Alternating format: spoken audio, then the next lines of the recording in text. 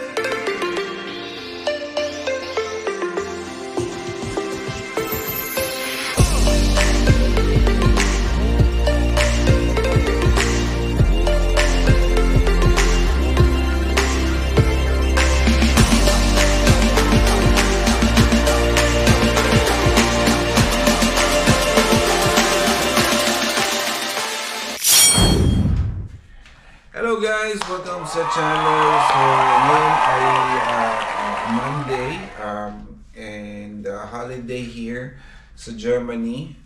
And ang aking misis ay nag-crave ng sinigang, Filipino sinigang. So, gagawa siya. Siya ang magluluto ngayon ng sinigang na baboy.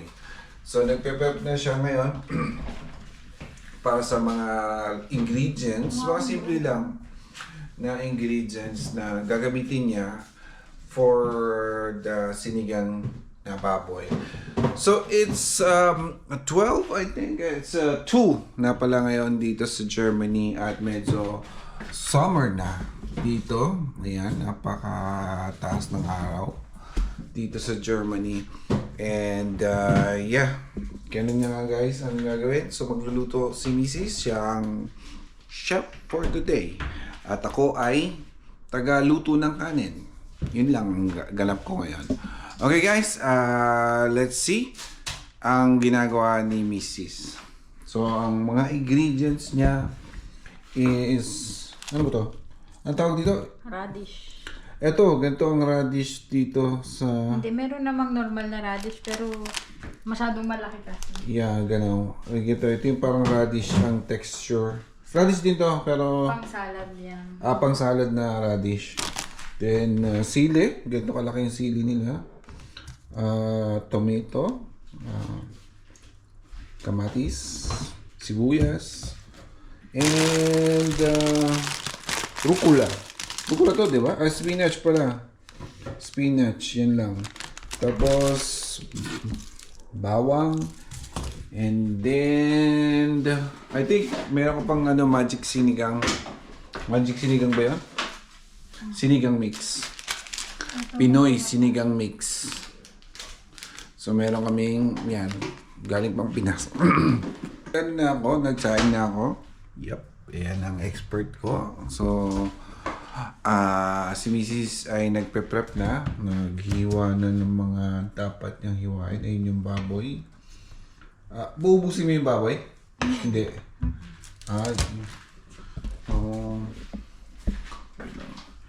Ito guys yung baboy na nabili namin. Ayan. And then, nalinis na po. Yung mga, ito yung radish. Tomato. Ayan na ba? Ayan na guys. So, ayan si Mrs. Busy. At ako ay nakapag saing na rin. So, hintay lang natin ang procedure niya paano. So, magpapaturo ako. So, parang basically nagpapaturo ako paano magluto ng sinigang kay Mrs. So, para next time, ako na gagawa. Okay? Let's just wait for na matapos siya sa paghiwa ng mag-prep ng mga ingredients, sa mga hiwa-hiwa, hindi na namin sama. Hindi ko rin sasama yun lang kasi medyo boring naman yan. So, tsaka alam niyo na rin man paano maghiwa. So, depende na rin sa inyo kung ano gusto yung paano hiwain yung mga ingredients. So, ayan na guys. Yan, ganyan ang hiwa. Paghiwa ni Mrs. Di ako makain guys na ito. Hindi ko makain na ano. Pero masarap yan sa sinigang, sa mga ano. And then, di ba, ano bang ginagamit pag ano, sa sinigang? Ano bang ginagamit na dahon? Ano ba? Spinach, no? Kangkong. Oh, tama, kangkong. So dito wala namang kangkong, kaya spinach ang ginagamit namin. Tapos, yung sili, malaki pa sa ilong mo. Paano mo ako pwede kong magano? Yan guys. At di pa kami makakita ng gandong substitute dito eh. So parang kakunti lang yung ano namin dito. So maghanap pa kami. Sa ano ba? Sa mga Asian store may ganito? Sa ibang Asian store, pero dyan sa binibila natin wala. So yan, ganun. So wala kaming substitute para dito. So kailangan yung ganito pa rin talaga yung hinahanap namin. Kasi masarap talaga to. Itong ano na to. Na sinigang mix. So yun pa rin ang hinahanap namin. Na siyempre, Pinoy tayo. Yung kung ano yung nag-agis na nating lasa, yun pa rin yung hinahanap natin. Kahit lumipad pa tayo sa ibang lupalop ng mundo, yung panlasang Pinoy pa rin talaga yung hinahanap natin. Yan guys, so natapos na si Mrs. mag-prep. At papakulo niya ng baboy. Okay guys, let's go! Ayan na guys, nagpapainit na kami ng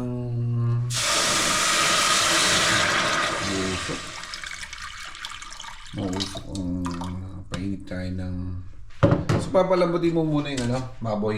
Yes. Ayan. Yung pala guys, yung parang wash na rice, yung pangalawang wash ng rice, ano yun ang ginamit ni Miss na ano, pampalambot ng karne? Pampalapot ba yun? Ano sabi mo?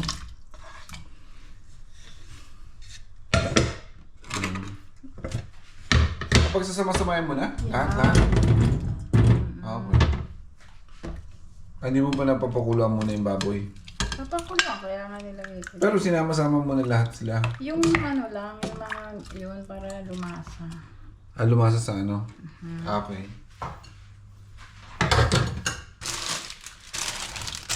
Ilalagay mo na kagad yan? Tama na, last yung spinach. Ilalagay ko. Hugasan mo na lang. Okay, maghugas muna ako ng spinach.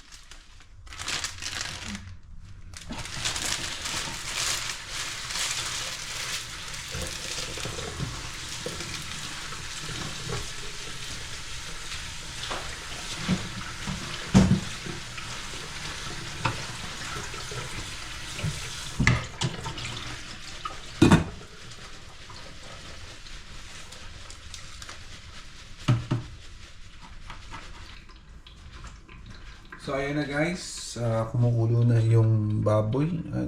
Malambot na yan, B. Ayan, pinapulo na namin. Kumukulo na yung baboy. Kumukulo na pala yung ano.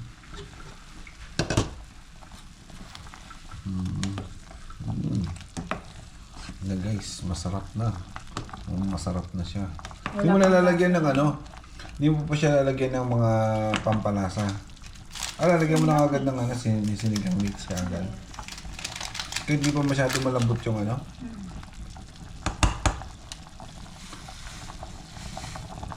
Kalahati. Kalahati no. Ito yung tira kasi. Sakto na yan. Hindi pa. Mamaya pwede ko manilagay. So kasi maasim na maasim. So, ay, hindi ko pala nalay ko. yeah. Yung nga pala. Yan. Ang naliligo kasama. Ang naliligo misis. Ito na agad. Bilis ah. Bilis nga nang luto yung kanin.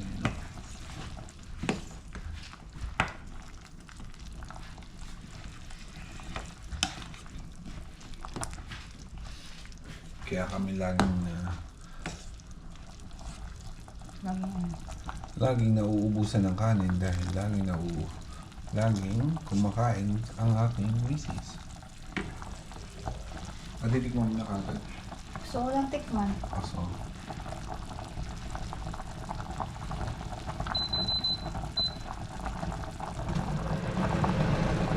Ito naman. Matabang pa, syempre. Pero medyo makasimis mo na yan. Maasim.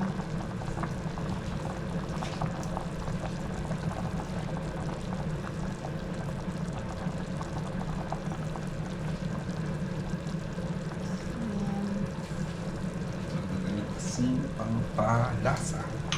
Hindi mo nilalagyan ng paminta. Yung, hindi no, ano pala yun no? Ilaga. Ilaga, no? Lagyan, pamindat mo.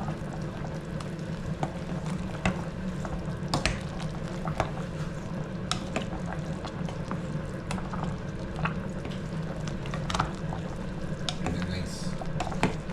Nakikita ko na, natatakam na ako sa sinigang. Nakakamiss din no, ganun no? Magsinigang. Kasi limited lang yung sinigang mix. Ayan guys, papaulan lang natin ulit. Para maglasa yung papalambot din pala yung baboy. Para at lumasa din yung sinigang mix. Sa bawah.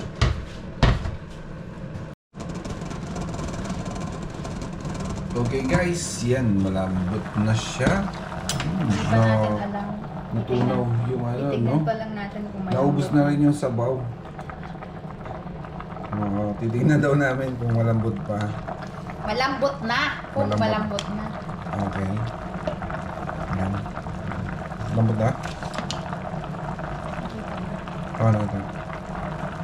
Yes. Ayan, malambot na. Yun guys, malambot na siya. Huwag nga lang namin ng sabaw kasi natuyot ng sabaw. Tapos siyempre mas masarap yung sinigang na sabaw kaysa sa laman. Sarap ang sabaw kaysa sa laman. Masabaw. Yan o.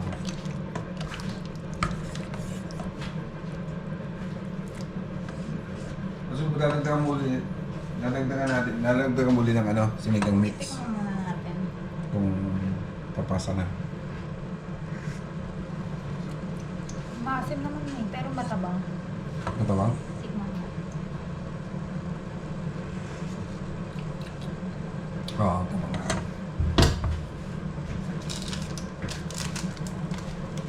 Hindi ganun kaasim.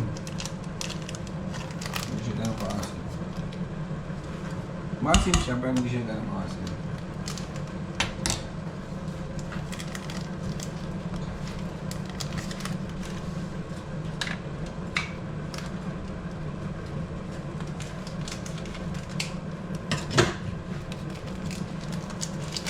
Bigyan natin ng magic.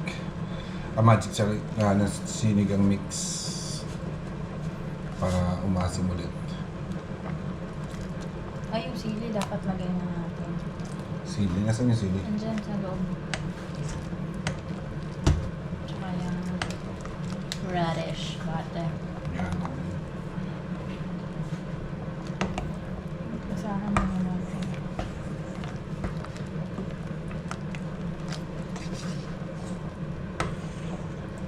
Gutom na ako. Nakagutom. Nakagutom na yun.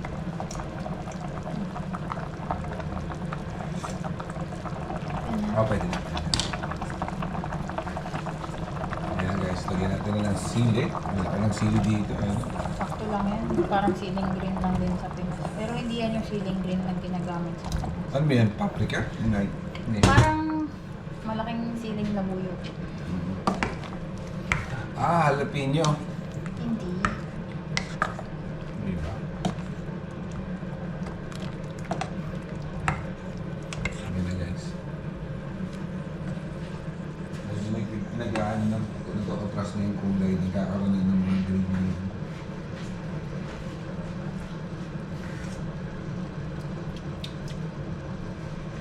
Okay naman yung... May alat ba? Malalagyan mo yan. Lagyan ng konti. Pwede na. Pas. Konti. Tingnan.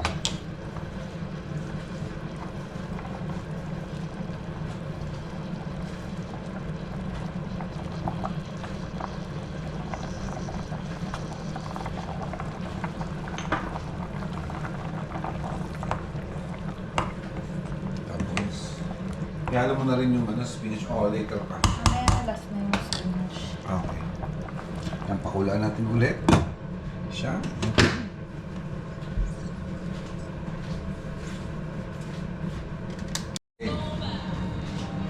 Okay. Okay guys, let's open. Okay.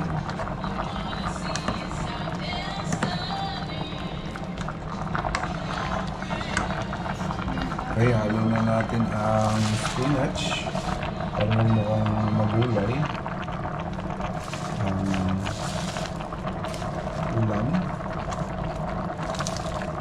Natin na natin. Ayun. Kaya nga. Tulog din naman yung ano.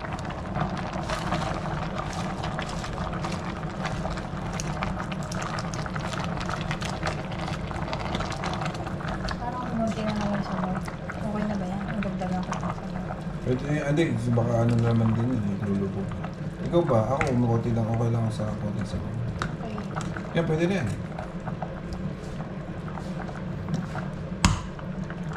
Pwede na kumain. Okay na to. Okay na to. Ayan na guys. Ready to smack. 5 minutes. Yeah, okay. Pwede na.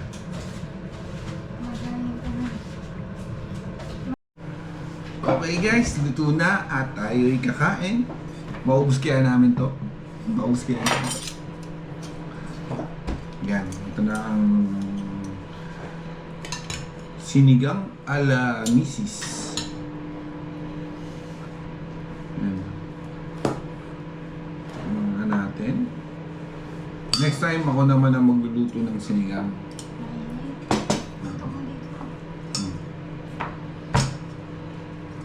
Next time ako ang magluluto ng sinigang. Tingnan natin. Habang tinuruan na ako ni Mrs. ng technique. Sa ko naman ang next na magluluto. Yan guys. Tingnan lang tayo. Test lang natin. Test lang natin kung makakaubos tayo ng sa kaldera.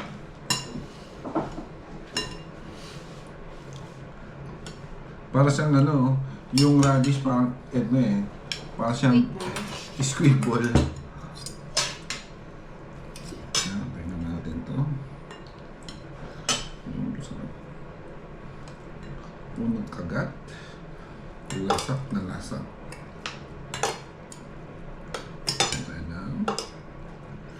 Sarap yung spinach talaga sa sa ganitong mga gulay-gulay na Mama kasi siyang lasa masyado. dito lang ako makain ng gulay actually. Yan. Yung Lagyan natin ng patis. Yan, patis. Hindi mawawala ang patis sa sinigang. Unang agad. Swak na swak.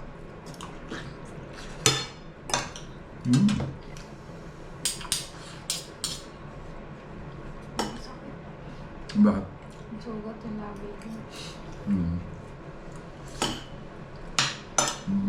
Guys, sarap. Craving satisfied.